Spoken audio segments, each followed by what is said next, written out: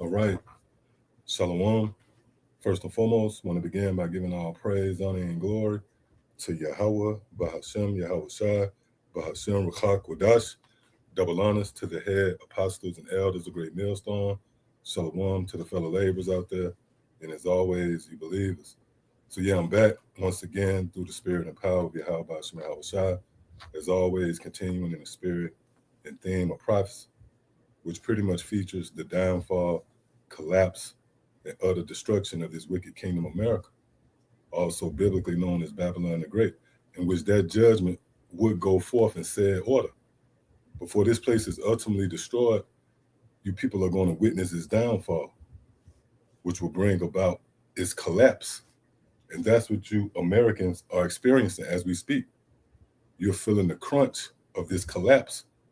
Now, when you consider a collapse, the very essence of it, whether it's a chair or a balcony on the verge of a collapse, the floor beneath you or the roof above you, well, it represents instability, not being stable. And guess what? That's going to be the phase, if you will, in which America, Babylon the Great is going to go through before this place is destroyed. And right now is that time. Look, the Most High is active. Yahweh Basham and Hawashai is live and well, and will proceed forth with the judgment pronounced against this place. Now, I got a little information I want to share with you all in a nice lesson, which, proves that the Most High has officially begun to set in motion the visitation of America, Babylon the Great. But before we go there, let me start off real quick right here.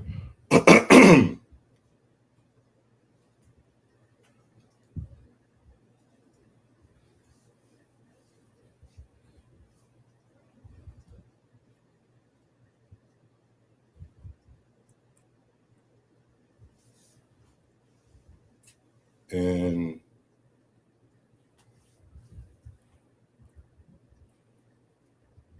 the book of Psalms,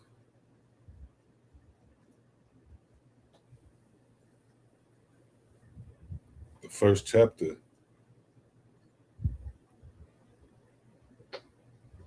And you know what I started at the top? It reads, "Blessed is the man that walketh in the counsel." Salakia, blessed is the man that walketh not in the counsel of the ungodly. And that counsel represents any of these philosophies out there outside of this truth. It says, "Nor standeth in the way of sinners," which is the same thing. We often go into that word way and how, from a symbolic perspective, it translates to doctrines. You see? It says, "Nor standeth in the way of sinners, nor sitteth in the seat of the scornful. But his delight is in the law of the Lord, and in his law doeth he meditate day and night." And this is perfected here in his lifetime. Because in contrast to these institutions and universities here in America, Babylon the Great, you might have a certain class, but you can't go to that professor at 10 o'clock at night. But here in this setting, you can. You can tune into this information in the wee hours of the morning, in the afternoon, throughout the course of the day, and even into the night. So that's what the scripture means when it says, "And in his law doeth he meditate day and night." See? Verse 3, it says, "And he shall be like a tree planted by the rivers of water, that bringeth forth his fruit in his season. His leaf also shall not wither," which your leaf come after the fact. When you plant a seed, from a chronological point of view, you have the seed, the root, and the last step is the leaf. So the scriptures are speaking about here in the last days, your hope is not going to fail. Your leaf is not going to wither. You're going to prosper. See, it says, "And whatsoever he doeth shall prosper." So scriptures say there will be particular spirits, the elect, who would be as a tree planted. See, represent what? Stability. And this is the time where you're going to need stability the most. See that? Verse 4, it says, the ungodly are not so, but are like the chaff which the wind driveth away. And that wind ranges. We know in its perfection that wind is going to come in the form of those nuclear winds, but that wind begins with the turbulent times. You see? And you see these Americans bugging out. They crashing out. The same wind of misfortune and calamity, it's blowing our way too, but we are stable versus these people who are crashing out. Again, it says the ungodly are not so, but are like the chaff which the wind driveth away. And again, that wind in its perfection is those nuclear winds, but it starts with all the perils. You know, when you consider, for an example, a tornado, before it reaches that level 5 category, it starts off with a few gusts here and there. You see potato chip bags being blown in the wind. Until ultimately it morphs into that full blast tornado. So it's no different with the judgment that's going to come in the form of the destruction. Right now, those winds are brewing. And if you're not planted, rooted, and grounded in Yahweh Shah, then you're going to fall apart. See? Verse 5, it says, therefore, the ungodly shall not stand in judgment. Therefore, the ungodly shall not stand in judgment, nor sinners in the congregation of the righteous. Yeah, let's read this again. It says, therefore, the ungodly shall not stand in judgment. Meaning what? As we read in the fourth verse, they're going to be like the chaff that the wind driveth away. So when judgment fall upon them, they're not going to be able to stand. The only ones who are going to stand will be the elect, those who are predestined to be preserved from the said perils, and ultimately see the salvation of our Lord Yahweh Shah. See? But the ungodly shall not stand in judgment. Real quick, let's click on this word stand.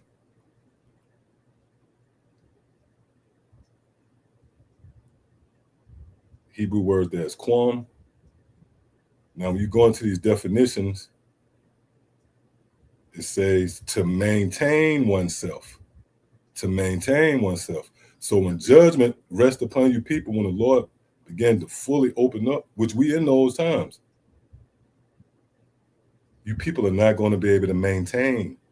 You're going to be perplexed. See, it says to be established, be confirmed, to stand, endure. See that? So unless you're rooted and grounded in Yahweh Shah, you will not endure the times that we're in. Which, when I say to be rooted and grounded in Yahweh Shah, simply put, that means to be immersed in the doctrine. Your universe, if you will, revolve around the precepts. You know, you're watching the videos, you're taking notes if you inspire to teach. Or if you're just a straight up believer, you're taking notes in your mental Rolodex. See? If that applies, then now you can hope to endure to the end. See? It says to be fixed. See that? To be fixed, to be valid, be proven. Yeah, because when something is proven, for an example, the scripture speaks about how the elect will be tried in that furnace of adversity, which is pretty much an adverse spirit of resistance, which is going to confront all of us. But the only difference is we in the doctrine, so we understand we could brace for the impact. So when something is proven, that means it withstands the heat. You know, when you consider gold, silver, it's tried in the furnace. Well, it's proven. See? Look, it says to persist, to be set, to be fixed, confirmed, ratified, established. See that? So the ungodly is not going to stand in judgment. And again, we in that phase, if you will, in this time before the Most High ultimately visit this place with the destruction, where we will be in a phase where the Lord is going to pour out a heavy spirit of perplexity and unease amongst you Babylonians, man. And it's playing out real time. See? So as promised, let's go there. So I posted a video about how I went to the Tesla diner and I was upset because I spent $32 on a cheeseburger, fries, and a tiny little kitty shake, right? Everybody's in the comments. They're like, that's actually not that bad. Like, that's not a bad price. That's how much fast food is now, blah, blah, blah. Y'all are normalizing this shit. I know the economy is crazy and we're so used to things being expensive. Do not normalize this shit. I'm going to age myself for a second. Hold on here. I'm actually not old. But when I was in high school, right, my mom, she was a waitress. So she would give me cash every day. She would give me $2. And I think she would just give me $2. And then I would have like 50 cents or like cents in my car, right? I would go with my friends to McDonald's, Wendy's, or there was this place called Frizzoli's that did like little pasta things. I would get a couple things. I would either get a McDouble with fries and then a water cup, $2.50.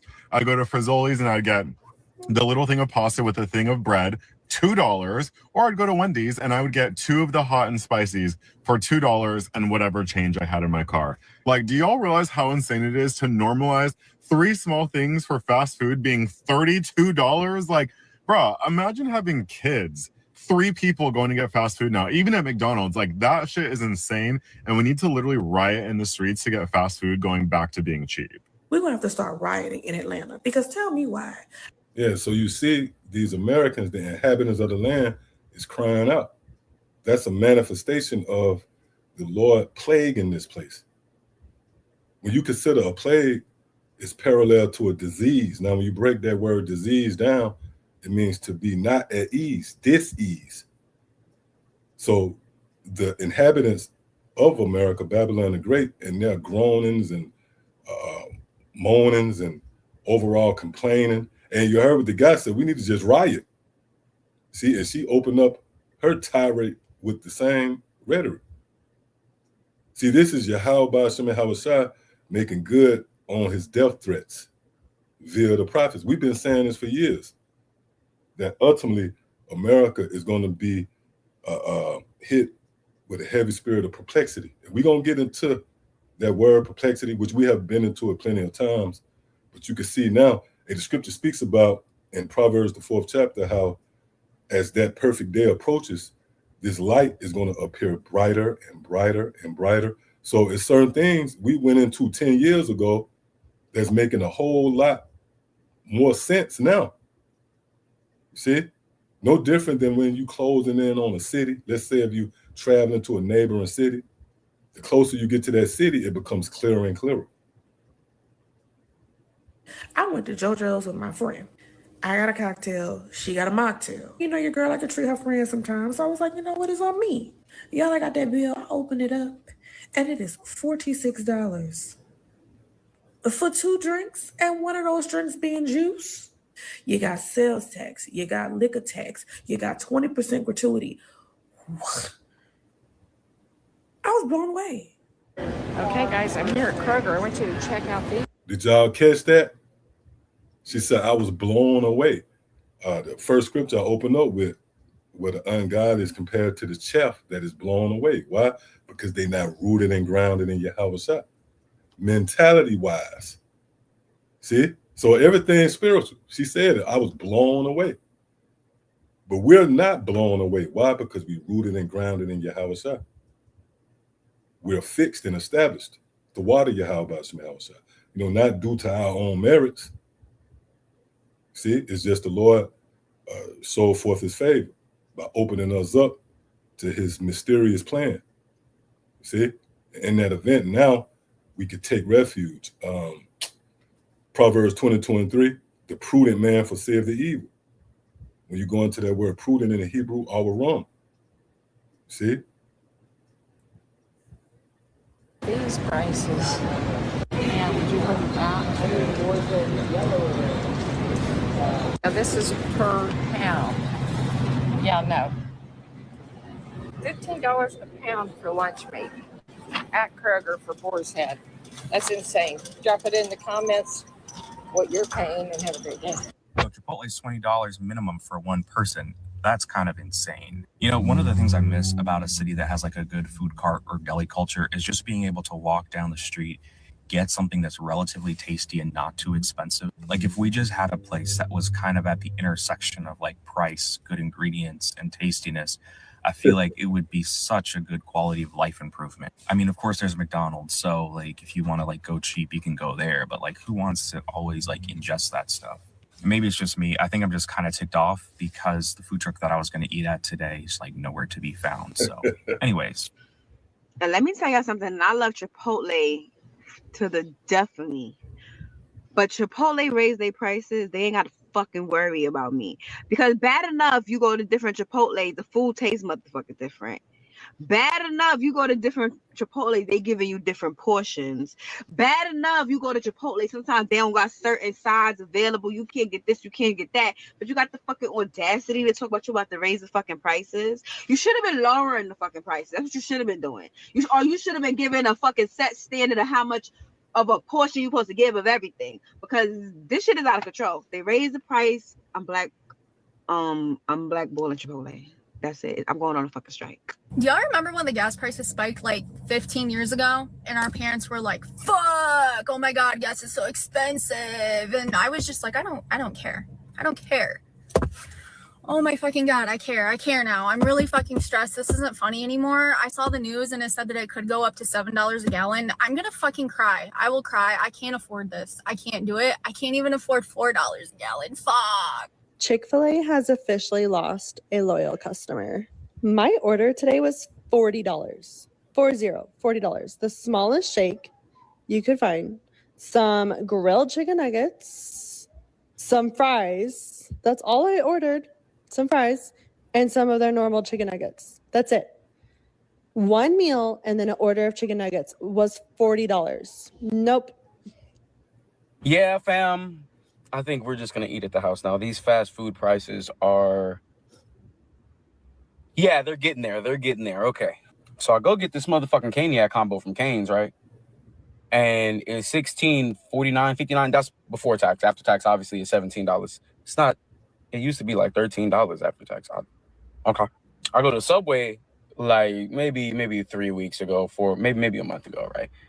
I get 2 subs, 2 foot-long subs. It's $30. No bev, no chips. I get Chipotle maybe 2.5 weeks ago. Double steak bowl. Why are they talking about some? It's $20. You go to these burger joints, we don't have a dollar menu. We have You see that look? That's perplexity. You have been snared. You see, because and we're going to get into that as well. You see what a theme is, how the prices was cheap. And that's how Yahweh snared you.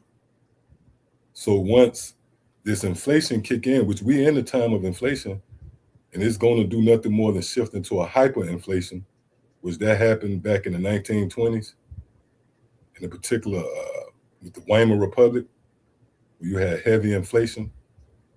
And that was pretty much a token concern and a segue to a change of currency. They changed to a barter system. So we're in a time now where we're about to shift to that digital system.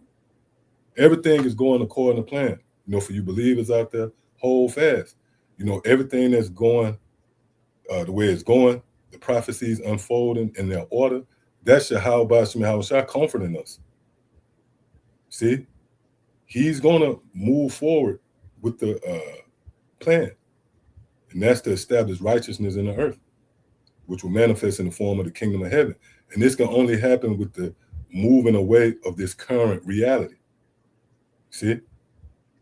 We have a value menu. Ain't shit on there to value.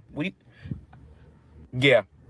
It's time we do just drop a bombshell on all of these motherfucking fast food restaurants and get a hard reset. Because y'all prices, y'all not a fucking restaurant. Y'all don't. So I'm on the way home from the barbershop looking good and shit. I'm on the way to the house. I passed the gas station by my house, the little corner store. Gas is $5. Yeah, perplexed, man. 8 cents. Where the fuck did we go wrong? Now after tax, I'm gonna be paying almost $8 for a McDouble meal. And don't say I want a tea, because that's an extra charge too. McDonald's, I'm gonna need you to come to the front of the classroom because you got some explaining to do. I went to McDonald's the other day to get me a little meal deal. You know, the McDouble, it was $5, but now it's $6. You see it? The McChicken meal deal is still $5. But why y'all had to go up on my McDonald's? It's already expensive out here, right? And some of us can only afford $5 meals. See that? And again, we're going to go into the prophecies where the Most High said this verbatim, where you're going to be snared by these cheap prices. Ultimately, the Lord going to snatch the rug from under you, which there's a stat where in the case of an emergency of $500 or more, the average American, they can't confront that problem. See? Because we're in a time of what? The Lord pouring out the spirit of perplexity. And again, that's the last stage, if you will, before the destruction. Because we know this devil is going to bring about a solution to all the groanings, and that's what? To take the microchip. It's going to be incentives in certain cases. You know, you might get a budget, $1,500 budget on your chip. I mean, however these devils going to roll it out. But it's going to be a means to what? Escape this pressure from above and below. Classic case of auto ab chaos, which is Latin for what? Order out of chaos. So we're in heavy times. We're in a time where the Most High, again, is proceeding forth with his plans, and that's causing the world to respond, beginning at Esau and his subjects. Is this in everyone's area or just my area? Prices in America are going up so quickly. The inflation is so high, and each year everything going up and up and up that I can't even describe you. Like, right. You know, right. You can't describe it because you can't wrap your mind around it. We're witnessing prophecy in motion. Matter of fact, let me grab some real quick. Right here in the book of Isaiah.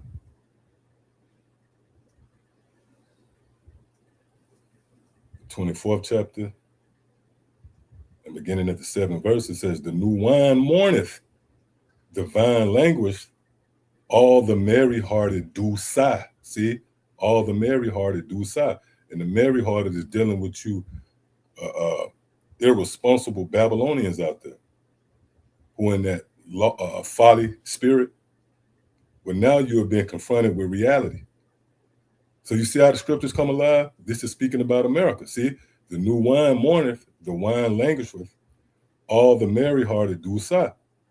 It says, the mirth of tabrets ceaseth, the noise of them that rejoice endeth. Yeah, that's the time we in. So you see where the Lord has given us a play-by-play before he destroyed this place, that mirth is going to go out the window. And that's why we got the internet as well. These windows, that tab I got open, and that's a window that I can peep out and peer out into the world. And see these people mourning and crying and then link it to the words of Yahweh Shah. See? It says, the mirth of tabrets ceaseth, the noise of them that rejoice endeth. That's you Americans. See? It says, the joy of the harp ceaseth. They shall not drink wine with the song. Strong drink shall be bitter to them that drinketh. And that word bitter, that's concerning the state of you Americans, which that word bitter really go back to America. Matter of fact, let's try some real quick. Yep, it says shall be bitter, the Hebrew word there, marah. And that's where you get America. Marah, see? To be bitter. To be bitter, show bitterness. See that? Hey, we just saw that with the clips. We're in a time where every other hour there's TikTok compilations being uploaded where Americans is complaining and showing bitterness, man. See, so America is bitter, but the subjects of it is the manifestation of the bitterness, if that makes sense. See, to make bitter, and bitter, to embitter oneself, be enraged. People are enraged. You see the word riot being thrown around? So again, everything is going according to plan. The counsel of the Lord is what stands.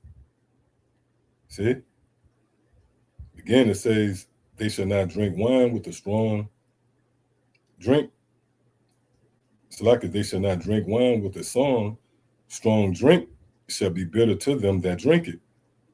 The city of confusion is broken down. What's the city of confusion? America.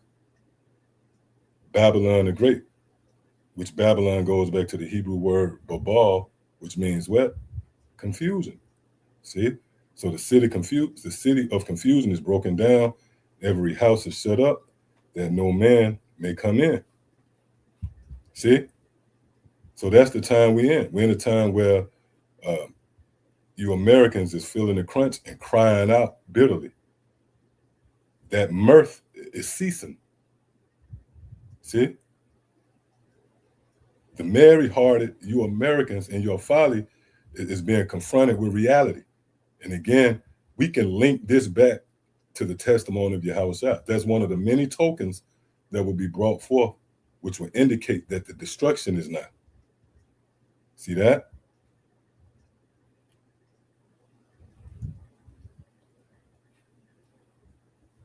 This is from the New York Post.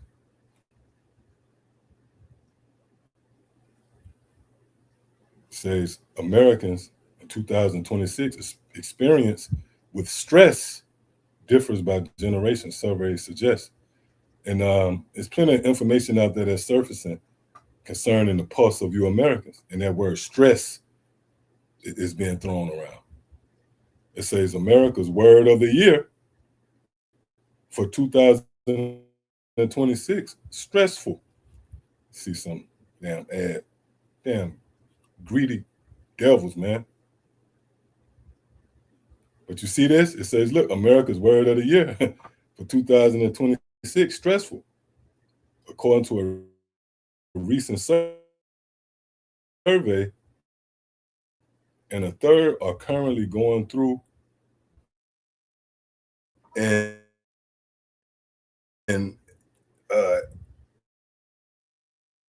existential crisis. That word crisis, and we went at the end, that's where that word time, when you look it up in the Greek. So that's an indicator that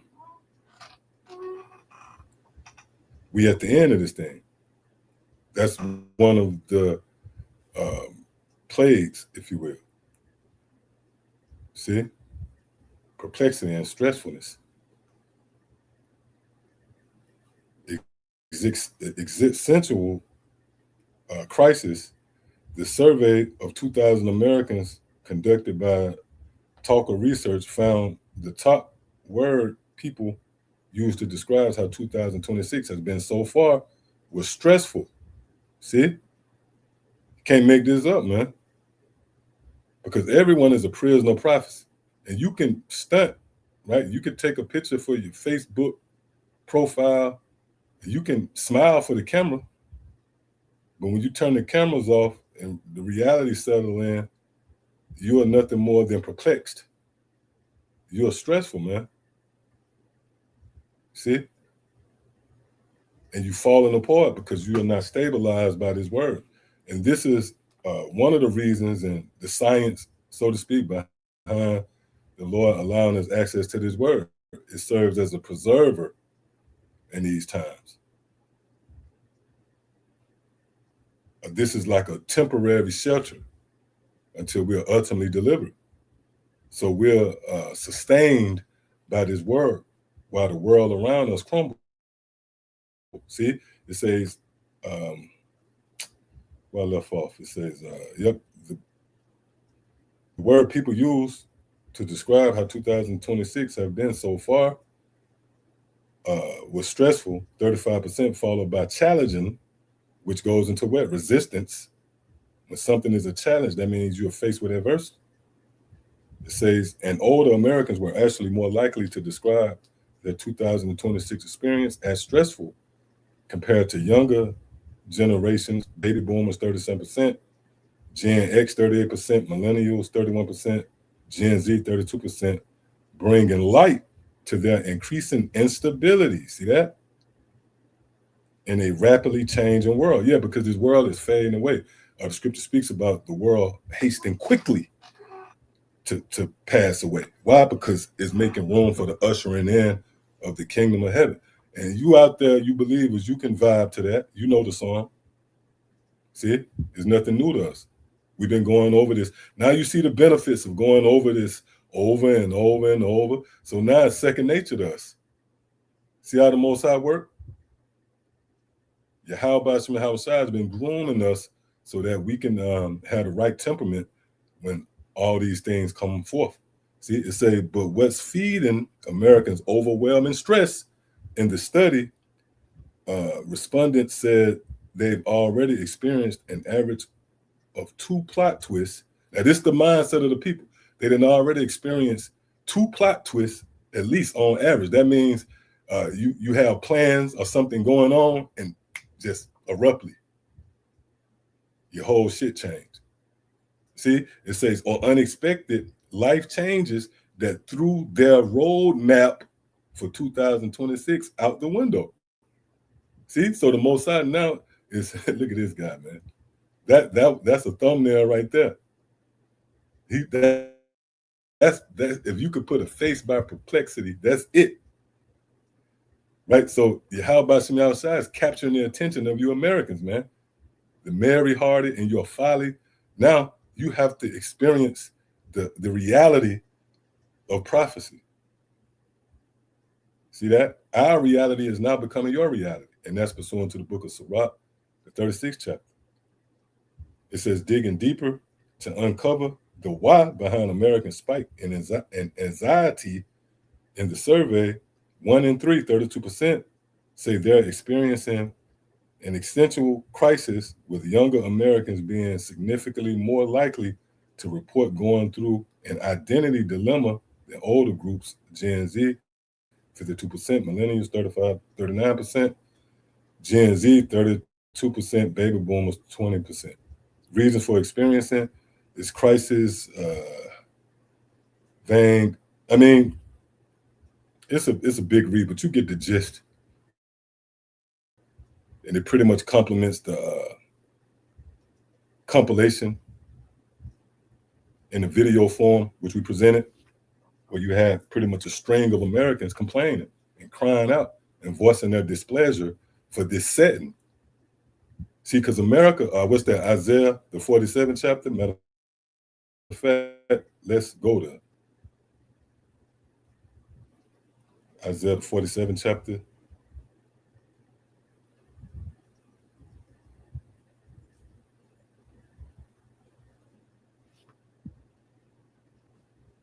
In the first verse, and you see right here, lament for Babylon. You see this heading? Lament for Babylon. And that's what the subjects are doing. They're lamenting, as we read in Isaiah, the 24th chapter, where the people are sighing and crying. There's a cry for wine in the streets, meaning answers. See? In which we have the answers. This is how the Lord chose to suffice us. This is Isaiah 47:1. Come down and sit in the dust, O virgin daughter of Babylon. And this is manifest through its subjects. That dust represents confusion. So now you Americans is coming down from that high and lofty, that proud spirit, that merry-hearted spirit of folly. Now you are being confronted with reality. And in that event, you're in the dust. You're in confusion, man.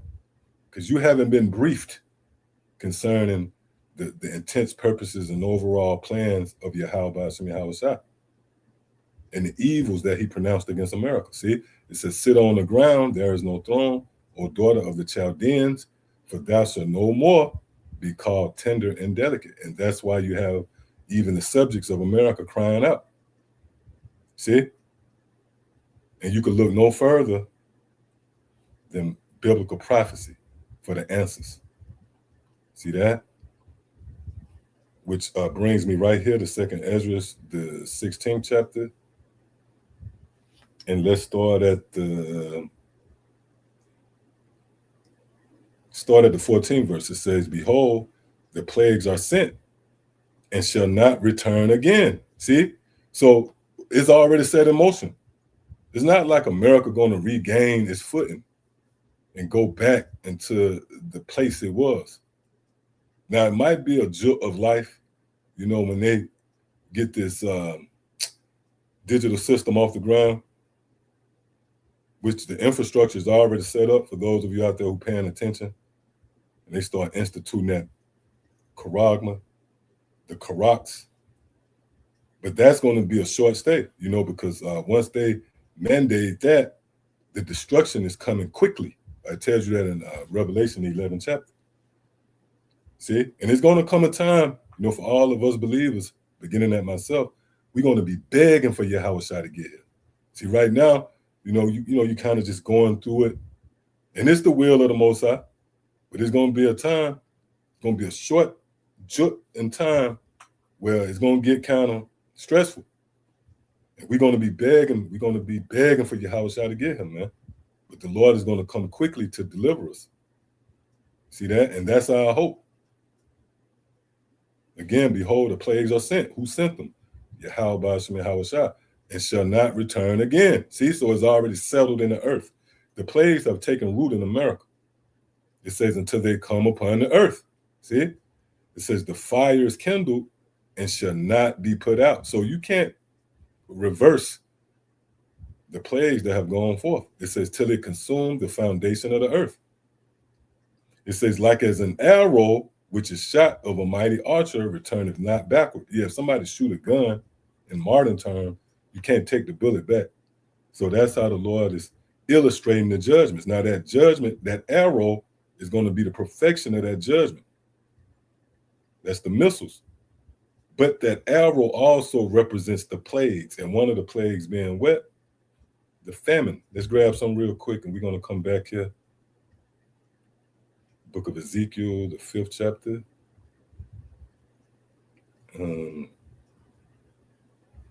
Yep. 5th chapter in the 17th verse, it says, so will I send upon you famine and evil beasts. Salaki, that's not it. The 16th verse, it says, when I shall send upon them the evil arrows of famine. See? The evil arrows of famine. So you see where the arrow in its perfection is those missiles, but all the plagues are likened to an arrow. Now, why did the Lord use the word arrow to identify the plagues? And in particular, we're reading the famine right here. Because the arrow, you know, that weapon of choice is silent. You don't know it's coming until you really hit. And that's you Americans. You ain't going to know what's happening until you hit. See, it says, when I shall send,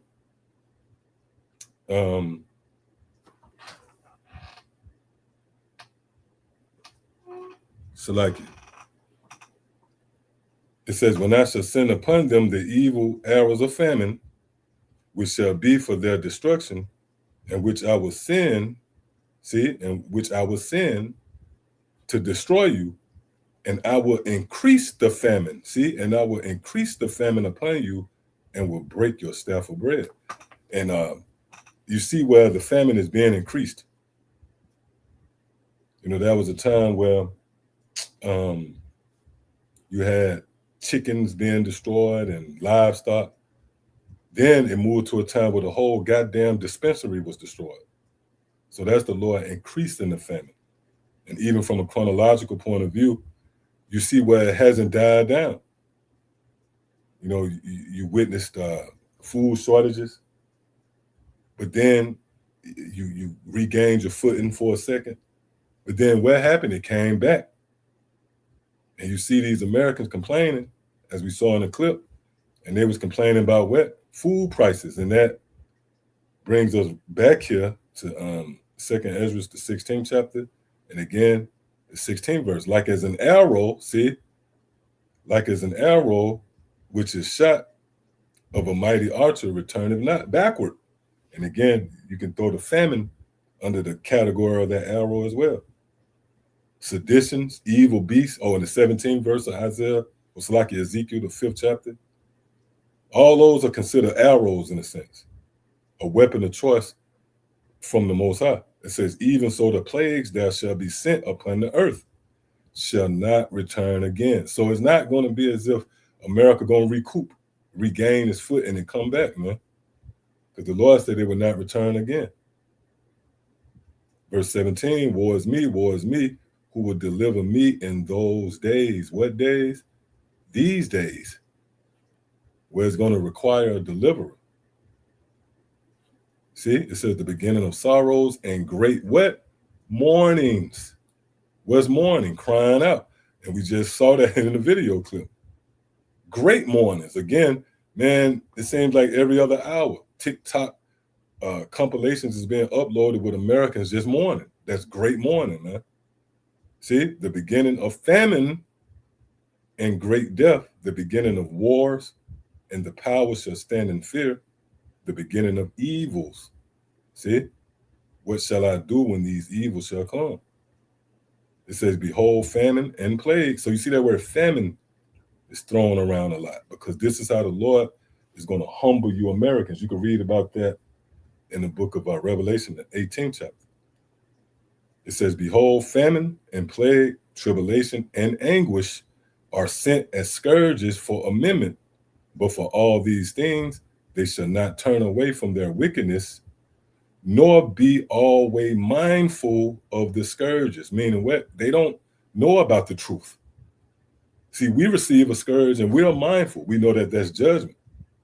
Or we even see it befall someone else. We say, we are mindful of the scourge.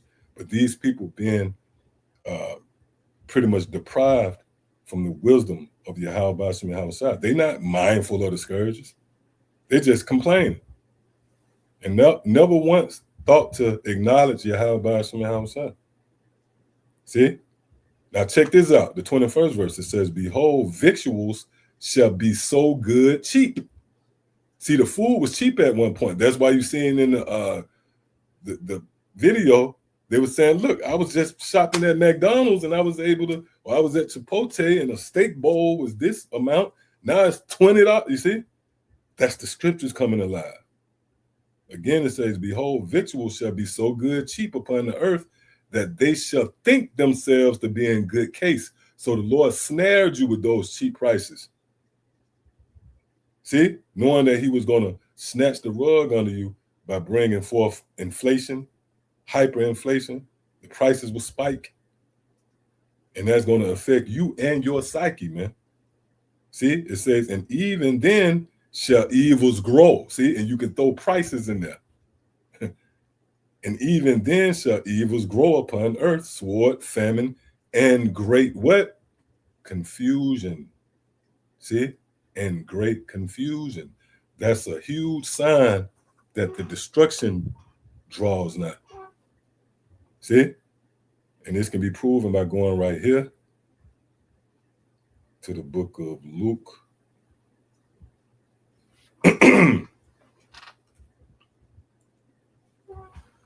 The book of Luke, the 21st chapter.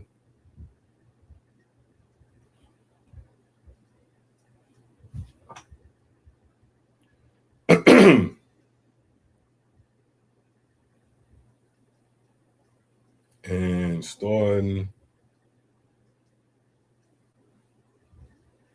the 25th verse, and you can see the head in here. So this is getting into the meat of this, the return of Hamashiach. See, that's the climax to life and existence itself. So let's read into this. It says, this is Luke 21 and 25, and there shall be signs in the sun and in the moon and in the stars. So for those of us who have eyes to see, we was given these eyes for what? To see the signs. And those signs will be what? In the sun and the moon and the stars.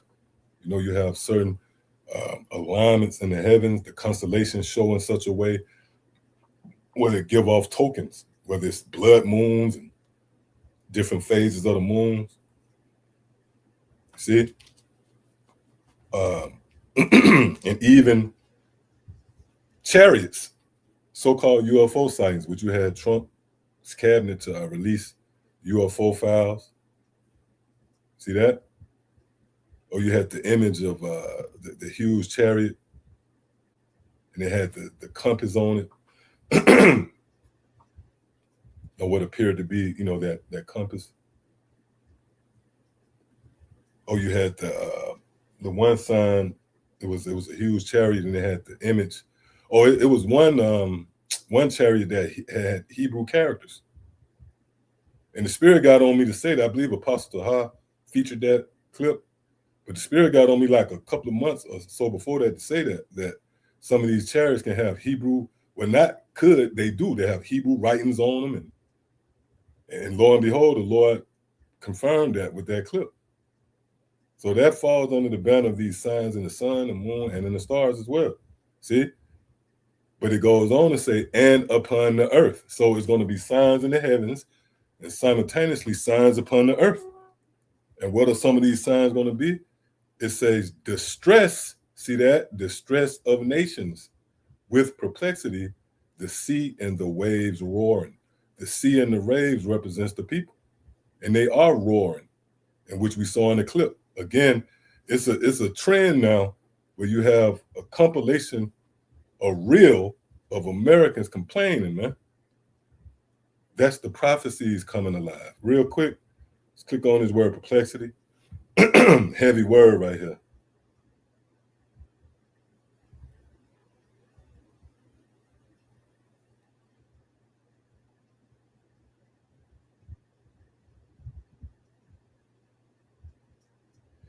It says the state of one who is in perplexity. Now, when you dig a little deeper into this word, it opens you up into the plagues and how they'll manifest through you Americans. It says to be without resources. And that's what's going to happen to you Americans. You're going to be without resources, whether it's in the form of power, water. You already see the gas spiking. A brother sent to the chat up in Cleveland, the price is at $6 now. See? I know they right at 5 here, and they're going to spike. And a lot of you are going to be without their resource. Not to mention, like I mentioned, the power. They're going to start administering power out. Maybe you'll have power from 8 o'clock to noon. They shut it down and you can regain it from 5 to 7. They shut it down. The same with water. You got to take a quick shower. See? That's the fate of America. It says to be in straits, to be left wanting, to be embarrassed, to be in doubt, which is the opposite of faith. And it goes back to what? That instability. In this time of a collapse, again, when you consider anything that collapsed, whether it's a patio, you got people on the patio and it is on the verge of a collapse, the first thing you do is look for stability to gain your footing. The roof above you, the floor beneath you. If it begin to collapse, then you're going to be looking for stability. And that's the time we're in, chronologically, the downfall, collapse, and destruction of America. We're in the collapse phase, which proves that the destruction is right there. And you're going to see that when we go back into Luke 21. It says, not to know which way to turn. See, that's going to be the spirit on you Americans, which we already said. You don't know which way to turn. See, but we have turned to Yahushua. That's in Isaiah, the 10th chapter. It speaks about the return in exiles. It says to be at a loss with oneself, be in doubt, not to know how to decide, which goes into what? Discernment, the reasoning of men. And we have been given a stable mind due to the doctrine, which is on display in the form of the testimony of Yahushua, that rock in which we build upon. See, it says not to know how to decide or what to do, to be what? Perplexed. See that? So when you go back here again to Luke, the 21st chapter, and now the 26th verse, it says, men's hearts fell in them, which their heart is twofold, right? It literally means having heart attack, but mostly and mainly your mind. You're going to be perplexed. See, men's hearts fell in them for fear and for looking after those things which are coming on the earth. For the powers of heaven shall be shaken, and then shall they see the Son of Man coming in a cloud with power and great glory. So the scriptures is giving you to play the chronological layout that builds up to the return of Yahweh Shah.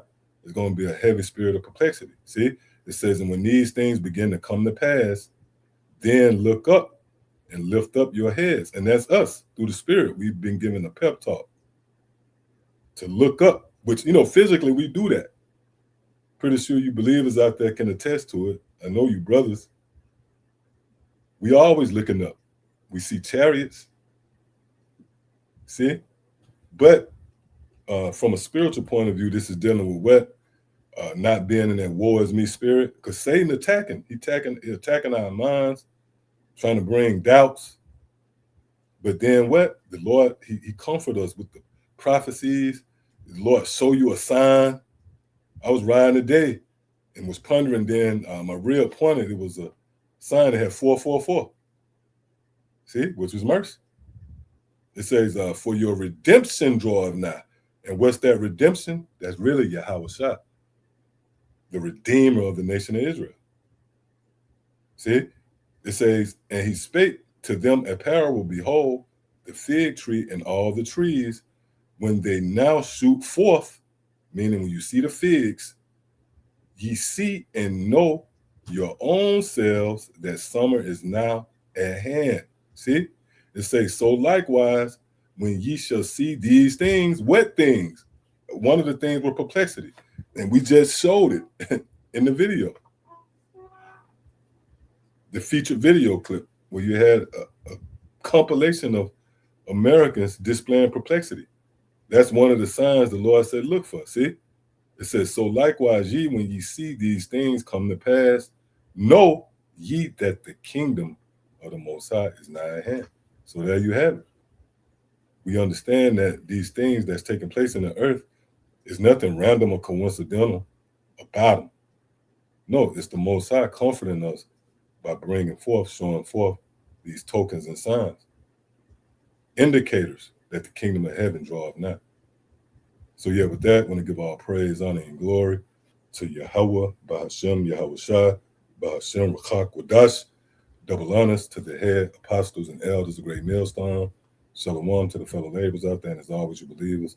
To the next time, shalom.